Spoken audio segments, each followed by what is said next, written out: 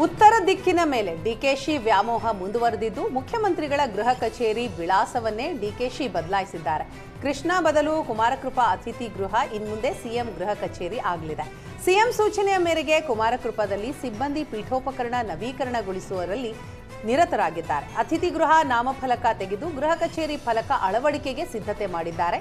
ಇನ್ಮುಂದೆ ಕೃಷ್ಣಾ ಬದಲು ಕುಮಾರಕೃಪವೇ ಸಿಎಂ ಗೃಹ ಕಚೇರಿ ಆಗಿರಲಿದೆ.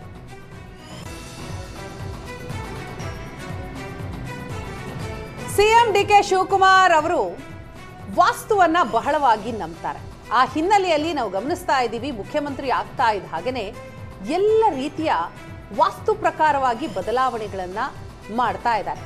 ಕೃಷ್ಣಾ ಬದಲು ಈಗ ಕುಮಾರಕೃಪದಲ್ಲೇ ಸಿಎಂ ಗೃಹ ಕಚೇರಿ ಇದೆ. ಕುಮಾರಕೃಪದಲ್ಲಿ ಕೆಲವೊಂದಿಷ್ಟು ಬದಲಾವಣೆಗಳನ್ನ ಮಾಡಿಸ್ತಾ ಇದ್ದಾರೆ. ದೃಶ್ಯದಲ್ಲಿ ನಾವು ನೋಡ್ತಾ ಇದ್ದೀವಿ. ಕೃಷ್ಣಾ ಬದಲು ಈಗ ಕುಮಾರಕೃಪವೇ ಸಿಎಂ ಗೃಹ ಕಚೇರಿ ಆಗಿರಲಿದೆ. ಎಲ್ಲ ಕಾರ್ಯಚಟುವಟಿಕೆಗಳು ಇಲ್ಲಿಂದಲೇ ಮುಂದುವರಿಯುತ್ತೆ.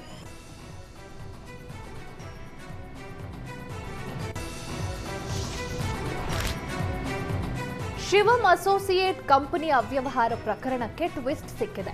ಸ್ಯಾಂಡಲ್ವುಡ್ ಖ್ಯಾತನಾಮ ನಟ ನಟಿಯರಿಗೆ ಸಿಐಡಿ ತನಿಖೆ ಭೀತಿ ಎದುರಾಗಿದೆ. ಸಾರ್ವಜನಿಕರಿಂದ ಅನಧಿಕೃತವಾಗಿ ಬಹುಕೋಟಿ ಠೇವಣಿ ಸಂಗ್ರಹ ಮಾಡಲಾಗಿತ್ತು. ಸಂಗ್ರಹವಾದ ಹಣದಲ್ಲಿ ಬೆಳಗಾವಿಯಲ್ಲಿ ಕನ್ನಡ ಹಬ್ಬ ಹೆಸರಿನಲ್ಲಿ ಕಾರ್ಯಕ್ರಮ ಆಯೋಜನೆ ಮಾಡಲಾಗಿತ್ತು. ಕಳೆದ ವರ್ಷ ಡಿಸೆಂಬರ್ 27ರಂದು ಕಾರ್ಯಕ್ರಮ ನಡೆದಿತ್ತು. ರಾಗಿಣಿ, ಡಾಲಿ ಧನಂಜಯ್, ಸಪ್ತಮಿ ಗೌಡ, ದಿಗಂತ್ ಐಂದ್ರಿತಾ ರೈ, ನೀನಾಸಂ ಸತೀಶ್, ವಶಿಷ್ಠ ಸಿಂಹ, ರಾಜೇಶ್ ಕೃಷ್ಣನ್ ಭಾಗಿಯಾಗಿದ್ರು. ಹೀಗಾಗಿ ನಟ ನಟಿಯರಿಗೆ ಹಣ ವರ್ಗಾವಣೆ ಮಾಡಲಾಗಿದೆಯೇ ಎಂಬ ಪರಿಶೀಲನೆಯನ್ನ ಪೊಲೀಸರು ನಡೆಸಿದ್ದಾರೆ. ಹಣ ವರ್ಗಾವಣೆ ಆಗಿದ್ರೆ ನಟ ನಟಿಯರಿಗೂ ನೋಟಿಸ್ ನೀಡಲು ಚಿಂತನೆ ನಡೆಸಿದ್ದಾರೆ. ಶಿವಾನಂದ ನೀಲಣ್ಣವರ ಜೊತೆಗೆ ಲಿಂಕ್ ಹೊಂದಿದ್ದ ನಟ ನಟಿಯರಿಗೆ ಇದೀಗ ಆತಂಕ ಶುರುವಾಗಿದೆ.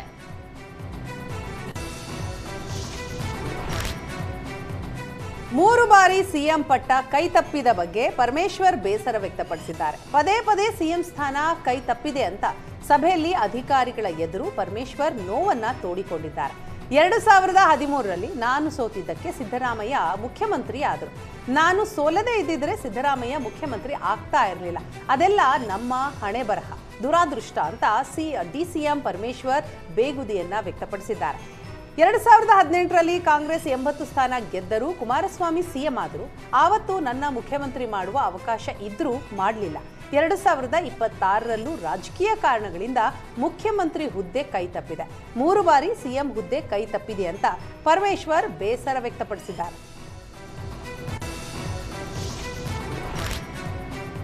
ಸಚಿವ ಸ್ಥಾನ ಸಿಗುವ ಬಗ್ಗೆ ಚಾಮರಾಜನಗರ ಕ್ಷೇತ್ರದ ಕಾಂಗ್ರೆಸ್ ಶಾಸಕ ಪುಟ್ಟರಂಗಶೆಟ್ಟಿ ವಿಶ್ವಾಸ ವ್ಯಕ್ತಪಡಿಸಿದ್ರು. ಮೊದಲ ಹಂತದ ಸಂಪುಟದಲ್ಲೇ ನನಗೆ ಸಚಿವ ಸ್ಥಾನ ಕೊಡಬೇಕಿತ್ತು, ಆದರೆ 2ನೇ ಹಂತದ ಸಂಪುಟದಲ್ಲಿ ಸಚಿವ ಸ್ಥಾನ ಸಿಗುವ ವಿಶ್ವಾಸ ಇದೆ ಎಂದು ಹೇಳಿದ್ರು. ರಾಜ್ಯಸಭೆ ಪರಿಷತ್ ಚುನಾವಣೆ ಮುಗಿದ ಬಳಿಕ ಸಂಪುಟ ವಿಸ್ತರಣೆ ಆಗಲಿದೆ. 47 ವರ್ಷಗಳಿಂದ ಕಾಂಗ್ರೆಸ್ನಲ್ಲಿದ್ದೇನೆ, ನನಗೆ ಸಚಿವ ಸ್ಥಾನ ಕೊಡಬೇಕು, ಖಂಡಿತ ನನಗೆ ಸಚಿವ ಸ್ಥಾನ ಸಿಗುತ್ತೆ ಎಂದು ಪುಟ್ಟರಂಗಶೆಟ್ಟಿ ವಿಶ್ವಾಸ ವ್ಯಕ್ತಪಡಿಸಿದ್ರು. ಆರೋಗ್ಯ ಸಚಿವರಾಗಿ ಅಧಿಕಾರ ಸ್ವೀಕರಿಸಿದ ಬೆನ್ನಲ್ಲೇ ಮಂಗಳೂರಿನಲ್ಲಿ ಸಚಿವ ಯುಟಿ ಖಾದರ್ ಸಭೆ ನಡೆಸಿದ್ದಾರೆ. ಆರೋಗ್ಯ ಇಲಾಖೆಯ ಪ್ರಗತಿ ಪರಿಶೀಲನಾ ಸಭೆ ನಡೆಸಿದ್ದು, ಮೊದಲ ಸಭೆಯಲ್ಲೇ ಡಿಎಚ್ಒಗಳಿಗೆ ಆರೋಗ್ಯ ಸಚಿವ ಖಾದರ್ ತರಾಟೆಗೆ ತೆಗೆದುಕೊಂಡ್ರು. ನೀವು ಡಾಕ್ಟರ್ ಅಲ್ವಾ, ಡಾಕ್ಟರ್ನವರಿಗೆ ಲೆಕ್ಕ ಬರಲ್ವಾ ಅಂತ ಖಾದರ್ ಗರಂ ಆದ್ರು. ವೈದ್ಯರ ಹುದ್ದೆಗೆ ಬಂದ ಆಕಾಂಕ್ಷಿಗಳಿಗೆ ಸರಿಯಾಗಿ ಪ್ರೋತ್ಸಾಹ ನೀಡಬೇಕು. ಬೇಕಾಬಿಟ್ಟಿಯಾಗಿ ಮಾತನಾಡಿದ್ರೆ ಯಾರೂ ಸೇವೆಗೆ ಬರಲ್ಲ. ನೀವು ಮಾಡಿದ ಕರ್ಮಕ್ಕೆ ನಾವು ಉತ್ತರ ಕೊಡಬೇಕು ಅಂತ ತರಾಟೆಗೆ ತೆಗೆದುಕೊಂಡ್ರು. ಮಂಗಳೂರಿನ ಪಡೀಲ್ನ ಜಿಲ್ಲಾಧಿಕಾರಿ ಕಚೇರಿಯಲ್ಲಿ ಸಭೆ ನಡೆದಿದ್ದು, ಜಿಲ್ಲಾಧಿಕಾರಿ, ಸಿಇಒ, ಡಿಎಚ್ಒ, ಟಿಎಚ್ಒ ಸೇರಿ ಜಿಲ್ಲಾ ಮಟ್ಟದ ಅಧಿಕಾರಿಗಳು ಈ ಸಭೆಯಲ್ಲಿ ಭಾಗಿಯಾಗಿದ್ದರು. ರಾಮಲಿಂಗಾರೆಡ್ಡಿ ಬಳಿಕ ಮತ್ತೊಬ್ಬ ಸಚಿವ ಖಾತೆ ಬಗ್ಗೆ ಅಸಮಾಧಾನ ಹೊರಹಾಕಿದ್ದಾರೆ. ಬಿಡಿಎ, ಬಿಎಂಆರ್ಡಿಎ ಸಿಗದಿದ್ದಕ್ಕೆ ಸಚಿವ ಕೃಷ್ಣ ಬೈರೇಗೌಡ ಬೇಸರ ವ್ಯಕ್ತಪಡಿಸಿದ್ದಾರೆ. ಬೆಂಗಳೂರು ಅಭಿವೃದ್ಧಿ ಖಾತೆಯಿಂದ ಅಭಿವೃದ್ಧಿ ಸಾಧ್ಯವಿಲ್ಲ, ಬೆಂಗಳೂರು ಅಭಿವೃದ್ಧಿ ಜೊತೆ ಬಿಡಿಎ ಬಿಎಂಆರ್ಡಿಎ ನೀಡಲು ಕೃಷ್ಣ ಬೈರೇಗೌಡ ಪಟ್ಟು ಹಿಡಿದಿದ್ದಾರೆ. ಈ ಬಗ್ಗೆ ಪ್ರತಿಕ್ರಿಯಿಸಿದ ಕೃಷ್ಣ ಬೈರೇಗೌಡ, ನನಗೆ ಕೈತಪ್ಪಿದ ಇಲಾಖೆ ಬಗ್ಗೆ ಸಿಎಂ ಗಮನಕ್ಕೆ ತಂದಿದ್ದೇನೆ. ಯಾಕೆ ಸಿಎಂ ಹೀಗೆ ಮಾಡಿದ್ದಾರೆ ಅಂತ ಗೊತ್ತಿಲ್ಲ. ಖಾತೆ ಕಗ್ಗಂಟು ಬಗೆಹರಿಯುವವರೆಗೂ ಅಧಿಕಾರ ಸ್ವೀಕರಿಸಲ್ಲ ಎಂದು ಉಸ್ತುವಾರಿ ಸುರ್ಜೇವಾಲಾ ಮುಂದೆಯೇ ಅಸಮಾಧಾನ ತಿಳಿಸಿದ್ದಾರೆ. ರಾಮಲಿಂಗಾರೆಡ್ಡಿಗೆ ಬೇಕಿದ್ರೆ ಬೆಂಗಳೂರು ಅಭಿವೃದ್ಧಿ ಖಾತೆ ಕೊಡಿ, ಬಿಡಿಎ ಬಿಎಂಆರ್ಡಿಎ ಹೊರತುಪಡಿಸಿದ ಖಾತೆ ನನಗೆ ಬೇಡ ಎಂದು ಸುರ್ಜೇವಾಲಾ ಮುಂದೆ ಕೃಷ್ಣ ಬೈರೇಗೌಡ ಬೇಸರ ವ್ಯಕ್ತಪಡಿಸಿದ್ದಾರೆ. ಸಚಿವ ಸ್ಥಾನಕ್ಕೆ ಬೆಂಬಲಿಗರು ಒತ್ತಾಯಿಸಿದ್ದು ಶಾಸಕ ಗವಿಯಪ್ಪ ಪ್ರತಿಕ್ರಿಯೆ ನೀಡಿದ್ದಾರೆ.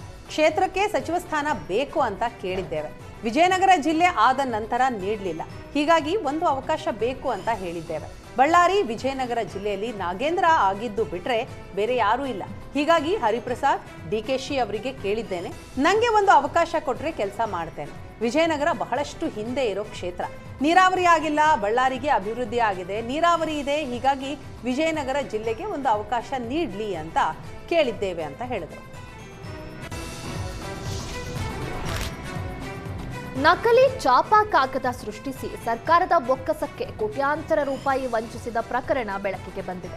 ಈ ಸಂಬಂಧ 3 ಗುತ್ತಿಗೆದಾರರು ಹಾಗೂ ಡಿಜಿಟಲ್ ಸಂಸ್ಥೆ ವಿರುದ್ಧ ಎಫ್ಐಆರ್ ದಾಖಲಾಗಿದೆ. ಎನ್ಆರ್ಪುರದ ಐರಾ ಡಿಜಿಟಲ್ ಸಂಸ್ಥೆ ವಿರುದ್ಧ ಗಂಭೀರ ಆರೋಪ ಕೇಳಿಬಂದಿದೆ. ಬೋರ್ವೆಲ್ ಕಾಮಗಾರಿಗಳ ಒಪ್ಪಂದದಲ್ಲಿ ನಕಲಿ ಚಾಪಾ ಕಾಗದ ದಾಖಲೆಗಳ ಬಳಕೆ ಪತ್ತೆಯಾಗಿದೆ. ಈ ಬಗ್ಗೆ ಮಾಜಿ ಶಾಸಕ ಡಿಎನ್ ಜೀವರಾಜ್ ನಕಲಿ ಚಾಪಾ ಕಾಗದ ಬಗ್ಗೆ ಪತ್ರಿಕಾ ಹೇಳಿಕೆ ನೀಡಿದ್ರು. ಈ ಬೆನ್ನಲ್ಲೇ ಕೆಡಿಪಿ ಸಭೆಯಲ್ಲೂ ಕಠಿಣ ಕ್ರಮಕ್ಕೆ ಸೂಚನೆ ನೀಡಲಾಗಿತ್ತು. ಜೆಜೆಎಂ ಕಾಮಗಾರಿಯಲ್ಲಿ ಫೇಕ್ ಸ್ಟಾಂಪ್ ಪೇಪರ್ ಬಳಕೆ ಮಾಡಲಾಗಿದೆ. ಶೃಂಗೇರಿ ಪ್ರಕರಣದಲ್ಲಿ ಗುತ್ತಿಗೆದಾರ ಯು ನಾಗರಾಜ್ ವಿರುದ್ಧ ದೂರು ದಾಖಲಾಗಿ ಪೊಲೀಸರು ತನಿಖೆ ಮುಂದುವರೆಸಿದ್ದಾರೆ.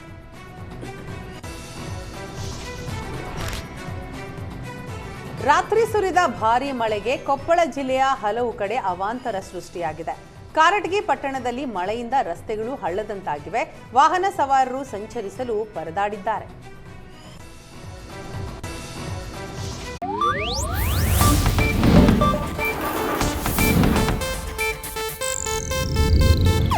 ಇದು ಏಷ್ಯಾನೆಟ್ ನ್ಯೂಸ್ ನೆಟ್ವರ್ಕ್ ಪ್ರಸ್ತುತಿ.